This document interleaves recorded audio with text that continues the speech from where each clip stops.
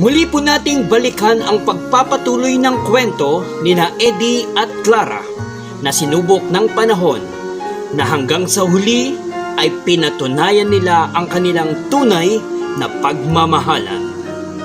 Love Notes Year 4 The Bloodcast Valentine's Day Presentation. Episode title, Wagas na Pag-ibig Part 2. Kahit wala na ako, huwag mong isara ang puso mo na magmahal ulit. Gusto kitang maging masaya hanggang sa huling araw ng buhay mo. Kasi hindi naman sa akin magtatapos ang ikot ng mundo mo. Napag-isipan ko na yan, mahal. Pero maniwala ka sa akin o hindi, wala na akong balak na magmahal uli. Ikaw lang ang babaeng mamahalin ko hanggang sa kahuli-hulihang sandali ng buhay ko.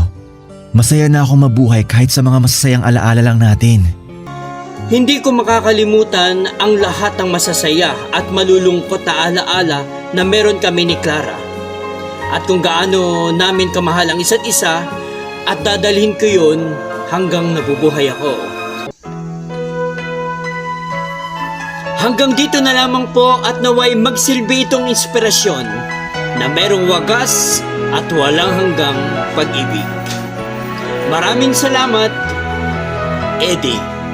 You are the love of my life. I knew it right from the start. The moment I looked at you, you found a place in my heart. You are the love of my life. You give me reason to live. You taught me how to Aim High 2024. is where I belong.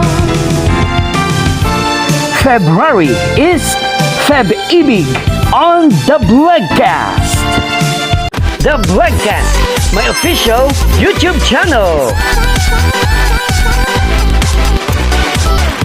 And I'm Clark Garcia too.